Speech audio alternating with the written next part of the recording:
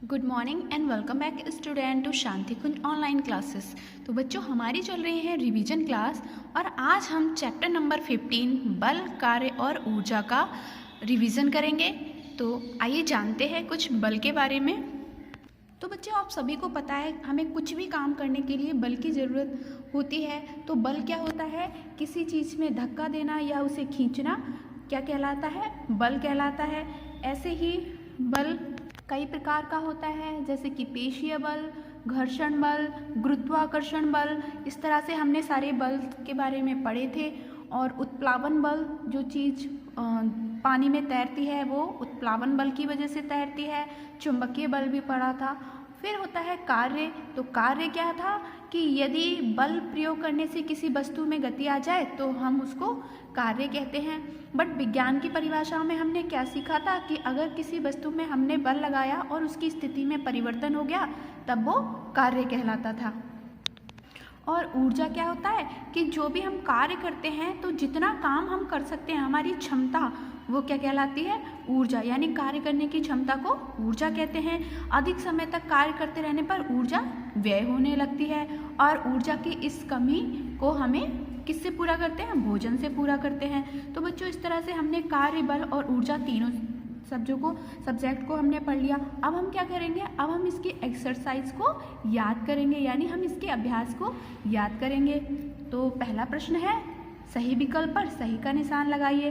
कार्य को सरल बनाने वाला साधन क्या होता है? सरल मशीन। यानी सरल मशीन से हम कोई भी काम अपना आसानी से कर लेते हैं। फिर प्रश्न था हमारा, सूर्य से प्राप्त ऊर्जा। तो सूर्य से हमें जो ऊर्जा प्राप्त होती है उसे हम सौर ऊर्जा कहते हैं। घर्षण बल का क्या उदाहरण था कि फर्श पर गेंद लुढ़कना घर्षण बल के कारण ही लुढ़कती है और कुछ दूर जाके वो रुक भी जाती है।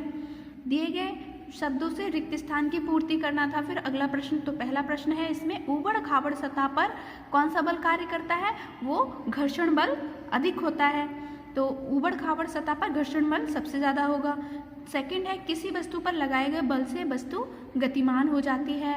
फिर है, मशीनें कार्य को सुगम बना देती हैं। तो मशीनें कार्य को क्या बना देती हैं? आसान बना देती हैं। ऊर्जा का एक रूप से दूसरे रूप में परिवर्तन किया जा सकता है, यानी ऊर्जा के एक रूप से दूसरे रूप में हम परिवर्तित कर लेते हैं। जैसे हम क्या करते हैं कि हमने अपना माइक्रोफोन में क्या दिया? इलेक्ट्रिसिटी दी और वो साउंड देता है। अच्छा, नेक्स्ट है प्रश्नों के उत्तर। घर्षण बल किसे कहते हैं? तो बच्चों, घर्षण बल क्या होता है? किसी गोल आकृति को धक्का देने पर वह थोड़ी दूर जाकर रुक जाती है।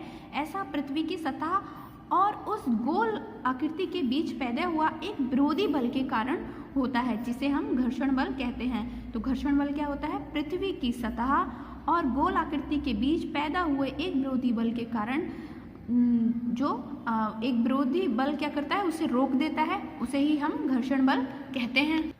अगला प्रश्न है, गुरुत्वाकर्षण बल किसे कहते हैं? बच्चों, गुरुत्वाकर्षण बल होता है पृथ्वी सभी वस्तुओं को जिस बल से अपनी ओर खींचती है उसे हम गुरुत्वाकर्षण बल कहते हैं। इस बल का परिणाम वस्तु के भारीपन पर भी निर्भर होता है। फिर अगला प्रश्न है, विज्ञान में कार्य को किस रूप से माना जाता है? तो बच्चों, इस प्रश्न का उत्तर आप याद करेंगे।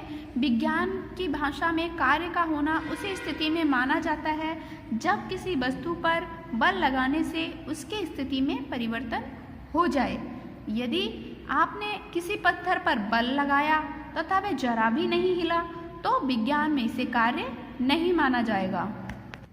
अगला प्रश्न क्या है, मशीनें किन किन तरीकों से काम को प्रभावित करती हैं?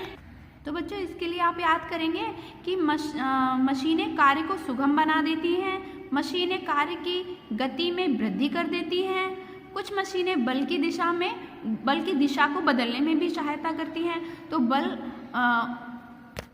हमें कम लगाना पड़ता है अगर हमें मशीनों का सपोर्ट मिल जाए तो। फिर लास्ट प्रश्न था, ऊर्जा क्या है? सौर ऊर्जा के क्या क्या उपयोग हैं? तो बच्चों, इसमें आपको याद करना है, कार्य करने की क्षमता को ऊर्जा कहते हैं। अधिक समय पर कार्य करते रहने पर ऊर्जा व्यय होती रहती है। ऊर्जा की ये कमी हमें भोजन से प्राप्त होती है। और सौर ऊर्जा में आप क्या याद करेंगे? सूर्य से मिलने वाली ऊर्जा को सौर ऊर्जा कहते हैं। तो बच्चों, हमारा चैप्टर कंप्लीट हो गया और आपको ये आई होप याद हो गया होगा। नेक्स्ट क्लास में फिर मिलते हैं, तब तक के लिए बाय बाय, टेक केयर।